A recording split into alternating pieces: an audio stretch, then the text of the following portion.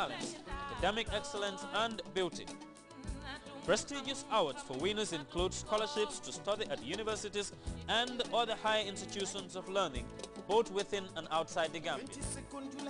Companies, individuals, and Samaritans are welcome to support and be part of the Miss 22nd July Scholarship Pageant, as the scheme will benefit all and sundry.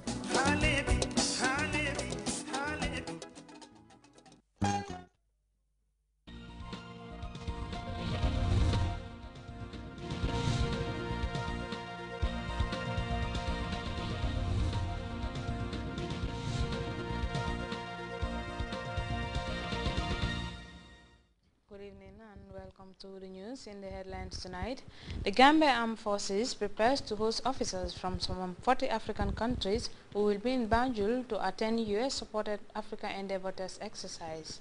Instructors represented various security services take part in a sensitization seminar designed to enhance their knowledge of child rights. Joy and jubilation in Juba as South Sudan finally joins the World Committee of Independent Sovereign Nations. And the Senegalese government agrees to send former Chadian President Hissène Habré back to Jamina, much to the chagrin of human rights groups in Dakar. These stories and much more coming ahead in the news. I am Aissatou Mane.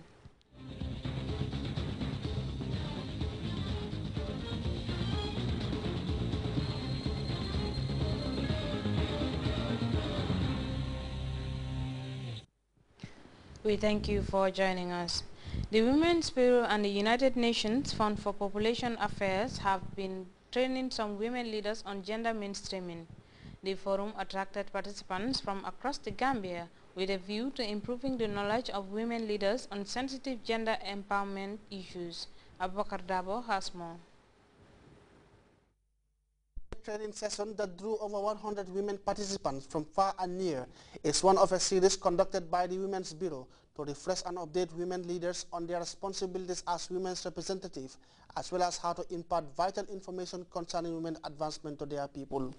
At a time when the government has carved a niche for itself in the areas of women empowerment and promoting gender equality, this forum for the Women's Bureau Supremo is creating the space to prepare Gambian women for the challenges ahead. We feel it is important to bring these women leaders, build their capacity to know better what is expected of them so that they're able to better represent the women, to contribute towards reducing the gap between men and women in terms of participation, in terms of economic activities, in terms of education, in the area of health, and whatever is expected of a human being to really engage in to better their lives. The National Women's Federation, according to Madam Fai Haidara, is one structure through which women leaders could filter down strategies of mainstreaming gender issues to the grassroots. Fatoumata Jah, President of the Gambia Women's Federation, and Ajande Jada, the West Coast Region Women Mobilizer, all spoke on the giant strides taken by government in women empowerment, saying the onus of ensuring that the desired results of gender equality are achieved to a large extent rests on the women themselves. Honorable Hadinyan Jany of Jeswang believes for this to happen, there must be a united front in pursuit of their objectives and utilize the knowledge gained from the workshop to build on their achievements. It is in unity that we can build our strength. The overall objective of this workshop is to enhance the understanding of women on gender issues, also to build up the solidarity of women to stand together as one body, as one voice, to help move this country forward.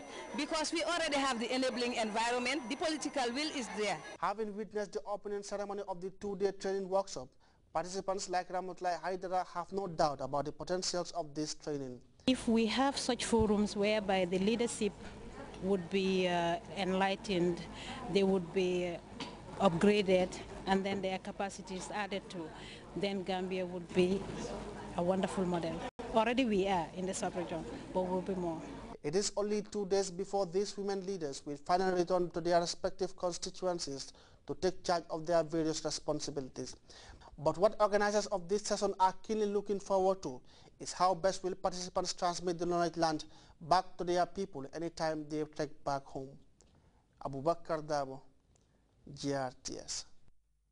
Preparations for the hosting of the American-initiated Africa Endeavour Test exercise are in high gear as participants from over 40 countries arrive in Banjul for the 10-day event. The Grand Convergence seeks to test military communication equipment of the countries involved and harmonize their utility for future support to Africa's standby force operations. Mamoudou Diallo has more. These American military personnel are laying the final touches to the planned military exercise, Dubbed Africa Endeavour Test Exercise, spearheaded by AFRICOM in partnership with the African Union. The test exercise brings together participants from over 40 countries who would spend 10 days at the Gambia Armed Forces Training School to hone up their military communication skills. Lieutenant Colonel Todd Hanna of the U.S. Air Force is head of the advanced team, busy setting up the stage for the planned exercise. Well, the exercise is broken into two phases, and the first phase will be technical training. All of the countries will bring delegates, and we will be offering them some technical training on a variety of communications topics, everything from high-frequency radio to computer networks, and just a variety of communications technologies. As the training exercise progresses, the second phase will be more complicated, as it will involve command post exercises with participants split up into 4 regional groups.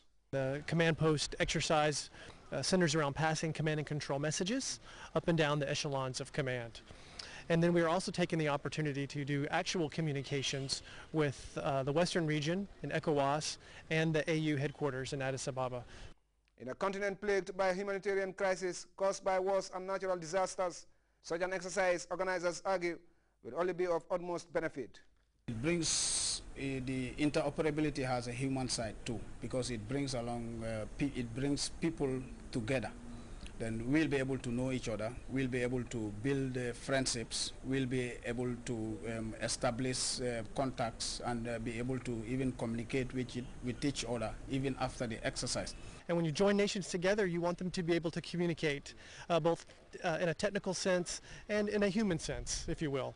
And so this exercise provides that platform for those nations to get together and to practice their communication and to hone their procedures and ensure that the technical interoperability is also sound. For the Gambia Armed Forces, this exercise will not only improve skills, but also enable them to showcase the country to the more than 280 participants who would descend on the Gambia. So this is a big test and a big challenge for the Gambia. Additionally, it helps us also to show the hospitality of the Gambia, to show our country to our African friends and brothers, and as well for us also to be able to enhance our economy. The exercise will kick off on Monday, July 11th at the July 22nd Square, where the President and Commander-in-Chief of the Gambia Armed Forces is expected to grace the occasion. The general public is also cordially invited to the opening ceremony. It will be characterized by a march past, roll call of participating countries, and speeches by dignitaries. Mamoudou Diallo, GRTS.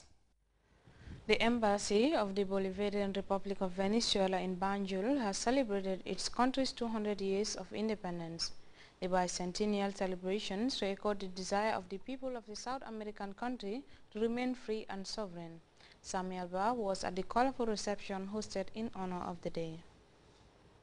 The Venezuelan Declaration of Independence is a statement adopted by a Congress of Venezuelan province on July 5, 1811, through which Venezuelans made the decision to break away from the Spanish crown in order to establish a new nation based on the equality of individuals, abolition of censorship, and dedication to freedom of expression. This year's celebration comes days after the Venezuelan leader, Hugo Rafael Chavez Frias, returned to the country from Cuba, where he underwent a successful cancerous tumor surgery. Right now, as we speak, Presidente Chavez is celebrating with the people of Venezuela this glorious day, celebrating 200 years of revolution, 200 years of freedom. Independence is no longer a word with connotation of hope. It's a reality sprouting in our spirits. The people of Venezuela consider this moment as one of victory, particularly for a man who spearheaded the Venezuelan revolution that is said to have brought freedom, sovereignty, and self-reliance for the people of the Bolivarian Republic. The Embassy of Venezuela in Banjul and the Venezuelan community in the Gambia Tuesday joined their compatriots in celebrating this bicentenary anniversary in